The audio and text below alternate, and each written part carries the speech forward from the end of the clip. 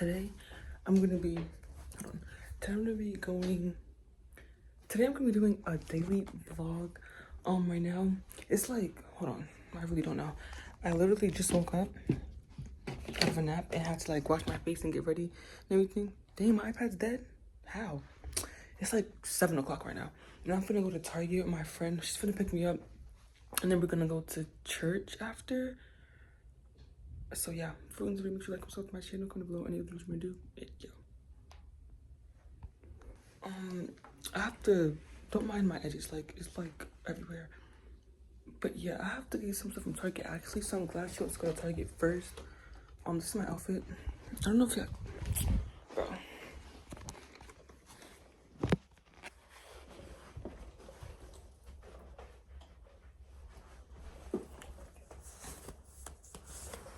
I'll show you more in depth of it later. But hold on. So yeah, I'll see you guys probably when I'm in the car or probably when we're at Target. Word in my what? Heart, that I might not sin against you. I praise you, O Lord. And he says what? Teach me your decrees. I have recited aloud all the regulations you have given us. I have what? Rejoiced in your laws as much as in riches. I will study your commandments and what? And reflect on your ways, and I will delight in your decrees and not forget your word. Here's the biggest trap that we fall into. We believe that God's guidance, rules, and standards of living are meant to keep us away from the good stuff, from the fun stuff. We hear about God's commands and his laws and the things that he says, and we're just like, oh my gosh. Dude, I can't have any fun at all. I can't do this, or it's a sin. I can't do this, or it's a sin. I can't do this. I can't do what my friends are doing. I can't do what everybody else is doing. I can't do the world stuff. I can't do anything. God is not letting me have no fun at all. And it's the same trap that Adam and Eve fell into. Adam and Eve had access to 99% of the garden. But they were focused on the 1%. They were focused on all the things that they couldn't have and couldn't do. And we do the same thing. God is like, you can actually do this. You can live your life this way and it'll bless you. It'll benefit you. But you're like, but God, I can't vape. God, I can't do this. God, I can't do that. We can't do this. And we focus on the 1% instead of the 99. But I love what David says, because I praise you. Would you teach me your decrees? Would you teach me the things that you say? He says, I rejoice in your laws as much as riches. And David was a king. There was no limits to the amount of gold and riches and treasure that he has. But he says, I rejoice in the laws that you've given me greater than my treasures, greater than my riches. He says, I will study your commandments and reflect on your ways. How many of you love to study? 4 people in the room. We don't like to study. Your boy doesn't always like to study. But David says, I study your commandments and I reflect on them. I think about them.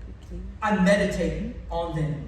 I process the things that you're saying. And he says, I will delight in the things that you say. Not a lot of us delight in the things that God says, because we think he's holding out on good things from us. David isn't groaning, he's not complaining, and he's not arguing about what God says, but he's actually rejoicing and thanks God for what he's teaching him and telling him to do. Because here is the reality. The way we discipline ourselves and determine our desires, that's what it comes down to. The things, I need everybody to lock in. So we're in church. I need everybody to lean in, because what I'm about to say, I need you to listen to the beginning, the middle, and the end. If you get the beginning and miss the middle, you're going to be living a life of deceit. If you get the middle, not the end, and not the beginning, you're going to be confused. So what I'm about to say is the truth. But we need to have a better understanding of this. Not all desires are bad. Not all desires are bad.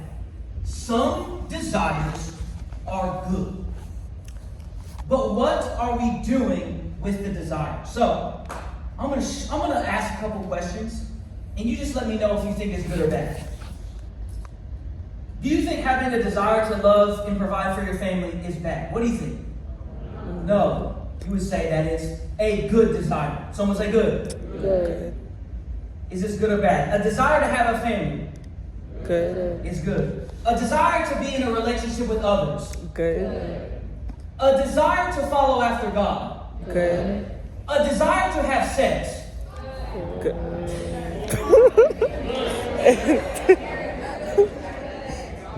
I think that is very good. Oh, okay. I knew that was going to be the response because usually when I say the S word, everybody gets uncomfortable. But we're talking about God. This is the person that created it. This is the person that came up with the idea.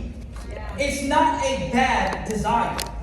But how you handle the desire leads to good or bad. Yep. Having a family is a good desire. But why do you want a family? Having a desire to have friends is a good thing. Having a desire to be intimate and have sex with another person is a good thing. Now I need you to listen because here's where I'm getting to the beginning. But if you miss the middle, you're going to use this as a license to sin. And that is not what I'm trying to tell you. I'm not telling you that at next week you can just do whatever you want with your body. I'm not saying that. So I need you to listen. It is a good desire. But how are you fulfilling those desires? Each of the desires that I just mentioned is good, but how you accomplish these desires determines where you are headed to. If you desire to be with friends and have a relationship, that's a good thing. But if you are constantly with the wrong friends, that leads you to anger, to lust, to envy, gossip, and rebellion, that is not God's design and plan for you. You have a good desire, but you have a bad motive. You have a good desire, but a bad motive. I didn't understand this until I got to college, but I always had this thought and idea, and I grew up in church, and it was just like, sex is bad. This is bad with you. My question to you, Victory, is how will you respond to such great love? God sent Jesus. So guys, I'm back home and yeah, I literally just walked back in my house. That was like a little church, church vlog, because I thought we was going to Target, but we didn't end up going to Target. We just went to church and then came back. Like, what time is it? It's like 9, like literally 9. That's the earliest I ever came back home, bro. It's mad early. Bro, my bump is pissing me off. But it's the end of my video. Hope you enjoyed this church vlog. If I don't go to church, I need to go to church on Wednesdays. It's like youth day. Well, every Wednesday is like church for like youth, like kids, us. So yeah, it's really good. I actually like it. I enjoy it a lot because it's like, it just, I don't know. But make sure to like and subscribe to my channel, comment down below any other videos you want to do, and I'll see you guys in my next video. Bye.